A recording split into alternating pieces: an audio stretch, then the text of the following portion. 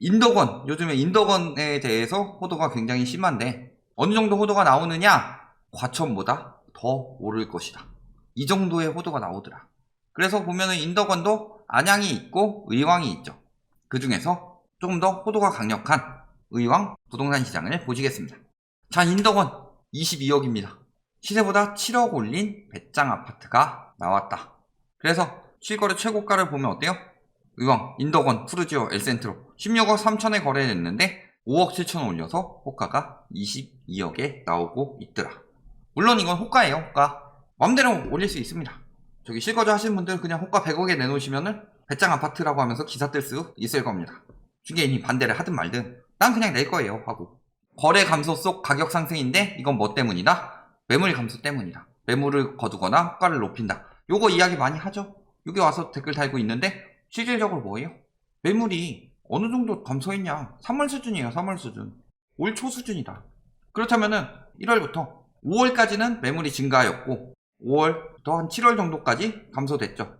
왜 이렇게 됐냐? 5월 한 중순부터죠. 이때부터 양도세가 적용이 됐기 때문이죠. 그래서 감소가 됐는데 만약에 매물 감소로 인한 거래 침체라면은 이때가 거래가 더 되었어야 되죠. 매물이 늘어날 때. 근데 5월만 잠깐 반짝했고 그것도 작년, 재작년 거래량 수준이랑 비교해보면 훨씬 저조하죠. 그런데도 매물 감소 때문이다. 작년 매물은 엄청 많았는데 작년에는 허위 매물 등록 전이었고 한 다음 달쯤에 1년 전이랑 비교해봐라. 매물 확 늘어났지. 인덕원 집값은 과대평가냐 GTX 약발이냐 그러면서 GTX 약발 이야기 하는 사람들이 뭐라고 하느냐? 인덕원이 미래가치로 과천보다 앞선다. 물론 과천 같은 경우는 솔직히 집값이 오르는 이유는 서울 접근성 좋아서, 특히 서울 중에서도 강남 접근성이 좋다. 이 이야기를 하고 산 많고 뭐 해가지고 노후 대비하기 좋다. 근데 실질적으로 과천이 오른 이유는 뭐예요? 재건축. 과천이 1기 신도시보다 먼저 생성된 도시죠. 그러다 보니까 재건축 중심으로 시장이 처음에 떴었죠. 그리고 재건축을 신축한 것들. 그래서 그런 아파트들이 많기 때문에 올랐을 뿐이죠. 사실 학군이 좋냐? 내놓으라 하는 학군은 아니죠. 그 다음에 상권이 좋냐? 영화관 하나 없다고 그랬어요. 교통이 좋냐? 엄청 좋진 않아요, 사실. 뭐 그런 요소인데, 자, 인덕원, GTX 호재. 인덕원에 GTX가 들어가는 게 사실 말이 안 되죠. GTX 뭐 때문에 만든 거예요? 빨리 가려고 만든 건데, 여기 중간중간 다 만들어버리면 뭐가 좋냐? 호가가 저점이다. 이런 글도 있죠. 이거 다 누구예요? 인덕원에 투기한 투기꾼들이지. 그리고 심지어는 어디랑 비교하냐? 마레프랑 비교한다. 마레프가 뭐의 약자예요? 마포, 레미안, 푸르지오. 얘보다 비쌀 것이다. 인덕원은 마포보다 좋아. 왜? GTX 들어가니까. 마포에서 강남 접근성 떨어져요? 그 다음에 마포 자체가 그게 있죠. 마용성에서 사실 마포가 부자들이 덜하죠. 용산은 원래 기본적으로 진짜 부자들, 한남동에 많이 살던 동네고 성동구는 신흥이죠. 그런데 마포는 사실 그거보다는 부자들이 찾는 동네, 이런 부분은 좀 떨어지더라도 기본적으로 DMC가 있죠. 그래서 직주 근접이 된다. 그런데 인덕원은 뭐가 있다고 마포보다 비싸야 될까요? 마포도 거품인데 그렇다고 라이트하우스가 마포는 저평가다 이 이야기 하는 게 아니라 인덕원이 마포보다 비쌀 이유가 뭐가 있냐. 거기다가 그냥 아파트도 아니고 마레프는 뭐예요? 마포구의 대장 아파트 중 하나였죠. 뭐 신축 아파트들이 나오면서 밀릴 수는 있어요, 점점. 그런데 저거보다 인덕원이 더 뜰 것이다. 이런 이야기는 솔직히 저거 기사에서 다룰 만한 이야기예요. 근데 띄우려고 다 갖다 쓰고 있다. 아무리 우리가 뭐 데이터를 갖다 놓고 이야기를 하더라도 요거에 대해서는 보지도 않고 그냥 인구 감소로 인해서 집값 떨어질 것이다. 그것만 주장하고 있다. 라이트하우스는. 이딴 이야기를 하질 않나. 그러면서 인터넷에 글 쓴 사람들은 정부가 진보 정부이기 때문에 집을 사면 보수화 되니까 집값 올려가지고 집 못 사게 한다는 이런 진짜 음모론을 가지고 이런 것들은 진짜인 것처럼 보도하고 다를 게 뭐가 있냐. 이것도 거래 자체가 끊겼다가 이렇게 된 거죠. 분양권에서 직접 거래로 가기도 했지만 그냥 거래도 있었죠. 자, 가격 이렇게 뜨고 있어요. 이렇게. 이게 지금 정상적인 가격이냐. 호가 이렇게 나오고 있고 22억. 사실 인덕원이 수도권에서 핵심 지역이었어요. 그냥 GTX 하나로 띄우기에는 너무 많이 띄우고 있는 거 아니냐. 거품이 이만큼씩 끼고 있다는 거죠. 6억 하던 게 16억 거래됐는데 22억도 저점이라는 소리 하는 게 말이 되냐. 전세 가격 뭐 여기는 좀 띄웠는데 전반적으로 뭐 임대차법 이후 전세 가격 뭐 다 뜬다더니 자, 다른데 인덕원 마을 삼성 요만큼 거품 낀 거죠. 다 지금 이만큼씩 거품 낀 거다. 근데도 호가는 이러고 있다. 더 오를 거라고. 전세 어때요? 오히려 전세가 떨어지는 추세죠. 거품만 꼈다는 거죠. 전세가는 원상복구되고 있어요. 역전세가 머지 않았죠. 외곽부터 역전세가 시작될 겁니다. 특히 공급 많이 들어오는 인천 이런 데부터. 그러면서 뭐만 하면 인덕원. 동탄 엄청 거품 끼고 나서 동탄도 아닌 데서 막 동탄 붙이고 있죠. 똑같은 거예요. 인덕원도 아닌 데서 인덕원 막 붙이고 있죠. 그리고 뭐 인덕원인 데서도 물론 인덕원 붙여서 넣고 있고. 그러면서 이름, 명칭, 변경, 절차, 문의하는 민원이 크게 들었다. 이거 다 집값 올리기 위해서죠. 인덕원 붙으면 집값 올라갈 것 같으니까. 왜? 인덕원 역이 생겨서 사실상 확정되면서, 아니 아직 확정도 아닌데 사실상 확정이에요. 가능성이 커지면서. 근데 저걸 왜 해줘야 되죠? GTX를? GTX를 만드는 이유가 뭐예요? 빨리 가려고. 그런데 저런 거 민원 다 들어줘서 여기저기 다 역 다 설치하면은 GTX가 아니게 됩니다. 그런데 계속 띄우고 있다. 월판선, 인동선 뭐 이런 것들 들어오면서 석 달 새 12% 껑충. 거품이 급격히 끼인 지역들은 늘 말씀드리지만 급격히 빠집니다. 그리고 이게 다 언제부터 낀 거예요? 20년. 그리고 가격은 올라가는데 거래량은 줄고 있고. 그게 뜻하는 게 뭐예요? 여력 감소. 전세는 못 올리는데. 전세가 못 올라간다는 거는 실거주 요건이 그만큼 개선이 안 됐다는 소리예요. 물론 GTX는 들어오면 전세가는 올라갈 수 있겠죠. 그때 시점에서. 지금 올라가는 거는 말이 안 되는 거고. 다 뭐예요? 저금리, 유동성인데도 전세가가 멈췄다. 그리고 이야기만 해서 거품이 이만큼씩 낀 거죠. 다 1.5배에서 2배씩 거품이 끼었다. 계속 뭐 환승 시설 나온다 하면서 교통 때문에 엄청나게 뜰 것이다. 교통 때문에 서울보다 비싸지면 말이 되나요?